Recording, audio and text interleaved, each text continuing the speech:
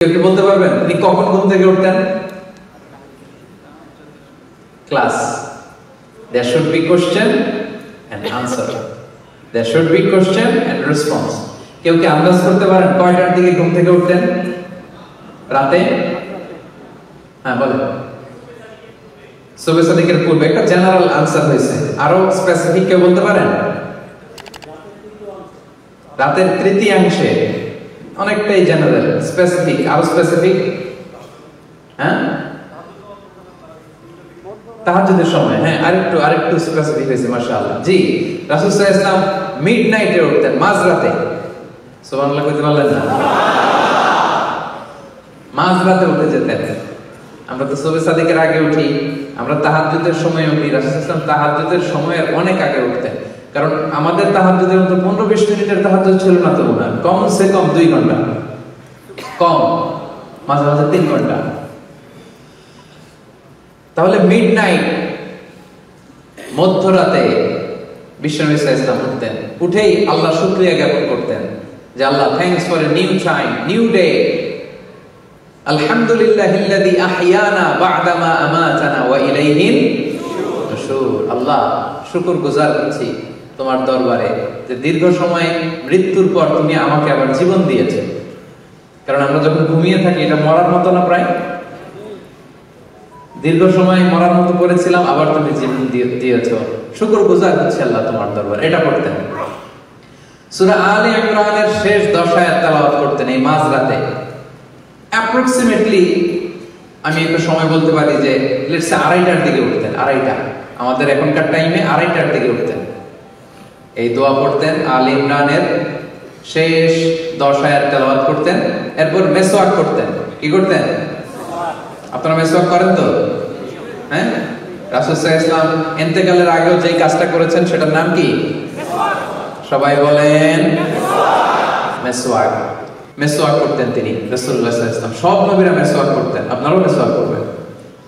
এরপর তিনি তাহাজ্জুদ শুরু করতেন, 8 রাকাত লম্বা তাহাজ্জুদ করতেন, কখনো ঘরে, কখনো মসজিদে নববীতে।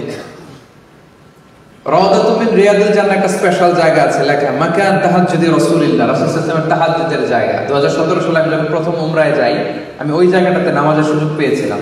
সিরিয়াল ধরে যেতে হয়, লাইন ধরতে ধরতে দেখি এমন একটা জায়গা, ওখানে লেখা রাসূল সাল্লাল্লাহু আলাইহি ওয়াসাল্লামের তাহাজ্জুদের জায়গা।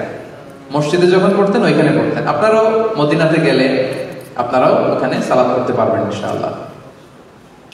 তাহলে লম্বা তিনি তাহাজ্জুদ করলেন। তাহাজ্জুদটা কেমন ছিল? লম্বা সময়ের জন্য ছিল, লম্বা, লং কিয়াম, লং রুকু, লং সাজদা। কত লম্বা? আম্মা জান আয়েশা রাদিয়াল্লাহু তাআলা আনহা বলেন, ফালা তাসআল আন হুসনিহিন্না ওয়া তুলিহিন্না। বিশ্বনবীর তাহাজ্জুদের নামাজ যে কত লম্বা ছিল আর কত সুন্দর ছিল এটা আমাকে জিজ্ঞেস করুন, আমি বলতে পারবো না। আমি বলতে পারবো না মানে এত সুন্দর ছিল, এটা ভাষার বর্ণনায় আমি আয়েশা ফুটিয়ে তুলতে পারবো না। সুবহানাল্লাহ। লম্বা কিয়াম, যতক্ষণ কিয়াম করতেন ততক্ষণ রুকুতে থাকতেন, যতক্ষণ রুকুতে থাকতেন ততক্ষণ রুকু থেকে উঠে দাঁড়িয়ে থাকতেন, যতক্ষণ রুকু থেকে উঠে দাঁড়িয়ে থাকতেন ঠিক ততক্ষণ সিজদায় করে থাকতেন, যতক্ষণ লম্বা সিজদা দিতেন 2 সিজদার মাঝখানে ঠিক ততক্ষণ বসে থাকতেন। পড়েন সুবহানাল্লাহ। হাত্তা তাতাফাত্তারা কদামা, বিশ্বনবীর পা ফুলে এরকম মোটা হয়ে যেত, টিউমার হলে যেরকম ফুলে যায় মোটা হয়ে যেত। লম্বা তাহাজ্জুদ। রাতের 1/6 যখন বাকি, 6 ভাগের 1 ভাগ, তখন তিনি স্ত্রীদের ডাকতেন। আপনারা জানেন ওনার 9 জন স্ত্রী ছিল। কয়জন? 9 জন স্ত্রী ছিল। মোট 11 জন স্ত্রী ছিল আর 2 জন দাসী ছিল, মোট 13 জন। এই 11 জন স্ত্রীর কাছে এক এক রাতে এক একজনের কাছে থাকতেন, লটারি করতেন, যার নাম উঠতো তার ঘরে আজকে, তারপরের দিন আরেকজন, তারপরে আরেকজন, এভাবে ভাগ ভাগ করে করে রাসূল সাল্লাল্লাহু আলাইহি ওয়াসাল্লাম স্ত্রীদের সাথে থাকতেন। ওই রাতে যেই স্ত্রীর ঘরে থাকতেন, রাতের 6 ভাগের 1 ভাগ যখন বাকি, তাকে তাহাজ্জুদের নামাজ বা বিতরের নামাজ পড়ার জন্য ডাকতেন। একসাথে 2 জন বিতরের নামাজটা জামাতে পড়তেন। সুবহানাল্লাহ পড়েন। মাঝে মাঝে মাঝে মাঝে ঠিক এই টাইমটাতে রাসূল সাল্লাল্লাহু আলাইহি ওয়াসাল্লাম বাকিউল গারফাত, মসজিদে নববীর পশ্চিম দিকে বিশাল একটা কবরস্থান আছে, আমরা বাঙালিরা এটারে জান্নাতুল বাকি বলি। কি বলি? আসলে আরবিতে মাকবারাতুল বাকিয়া, বাকি কবরস্থান। রাসূল সাল্লাল্লাহু আলাইহি ওয়াসাল্লামের স্ত্রীরা, সাথীরা, সাহাবীরা এখানে শুয়ে আছেন। কি কি মানুষ ছিলেন।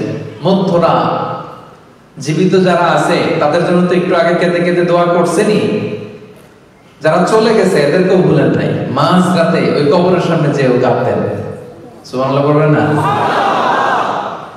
শেষ রাতে তিনি যে মাকবারাতুল বাকিতে তাদের জন্য দোয়া করতেন। এরপর ঘরে ফিরে এসে একটা শর্ট ন্যাপ নিতেন। শর্ট ন্যাপ মানে সামান্য একটা ছোট্ট ঘুম আসছে আর আসে নাই, শুয়ে আছি, পাশে কে যেন কথা বলে, একটু আওয়াজ বোঝা যায়, এরকম একটা ঘুম আছে না? কথা বলে না, চোখটা ঘুমের জন্য একটু বুঝে আসছে, লেগে আসছে, কিন্তু কে যেন কথা বলে ওইটাও শোনা যায় কানে, এরকম একটা ঘুম আছে না? এটা বলে ন্যাপ। একটা ন্যাপ নিতেন, very short nap, up until ফজর, সালাতুল ফজরের আগ পর্যন্ত। এরপরে বেলাল রাদিয়াল্লাহু তাআলা যখন আযান দিতেন তখন তিনি ফজরের জন্য উঠতেন। উঠে সুন্নত নামাজ পড়ে, ফজরের সুন্নত পড়ে, কখনো ওযু করে, কখনো ওযু ছাড়াই ইমামতি করতে যেতেন ফজরের নামাজের। তিনি বলতেন, আইনানি ইয়ানামান ওয়াল কলবু ইয়াকদান। আমি এমন নবী, আমার দুই চোখ ঘুমায় কিন্তু আমার কলব ঘুমায় না। এজন্য আমরা ঘুমাইলে ওযু করা লাগে, নবীরা ঘুমালে তাদের ওযু ভাঙে না। এজন্য রাসূল সাল্লাল্লাহু আলাইহি ওয়াসাল্লাম হালকা একটা ছোট্ট ঘুম দিয়ে উঠে কখনো ওযু করে, কখনো ওযু ছাড়া তিনি ফজরের সালাতে যেতে। লম্বা তেলাওয়াত করতেন ফজরের নামাজে, মা বাইনা 60 ইলা 100, 60 থেকে 100 আয়াত। আপনি পড়েন কয় আয়াত ফজরের নামাজে? চিন্তা করছেন? বিষ্ণু ইসলাম 60 থেকে অন অ্যান অ্যাভারেজ 60 থেকে 100 আয়াত পড়তেন। ফজরের সালাম ফিরিয়ে সাহাবীদের দিকে মুখ ফিরিয়ে বসতেন, লম্বা সময় আযকারুস সাবাহ ওয়াল মাসা পড়তেন। পড়বেন, এগুলো শোনার জন্য না, যা শুনতেছেন সাথে সাথে নিয়ত, আমিও এরকম করব, আমিও সকালটা এভাবে কাটাবো, আমিও আমার জীবন এভাবে সাজাবো, ঠিক কি না? এই প্ল্যান রাখতে হবে।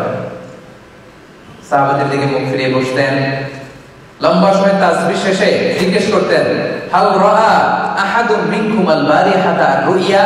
গত রাতে কেউ কি কোনো স্বপ্ন দেখছিলা? অনেক সাহাবী স্বপ্ন দেখতো না? অনেক বলতো যে ইয়া রাসূলুল্লাহ আমি দেখছি। কি দেখছো এটা? রাসূলুল্লাহ এটার ব্যাখ্যা করে দিতেন, বলতেন এই শব্দের ব্যাখ্যা এটা। স্বপ্ন নিয়ে আমার ভেরিফাইড ইউটিউব চ্যানেলে একটা আলোচনা আছে, দেখবেন, স্বপ্ন, দ্য সিগনিফিকেন্স অফ ড্রিম। স্বপ্নের বিস্তর আলোচনা, ব্যাখ্যা আমি সেখানে করেছি। তো রাসূল সাল্লাল্লাহু আলাইহি ওয়াসাল্লাম ফজরের সালাতের পরে স্বপ্নের ব্যাখ্যা করতেন।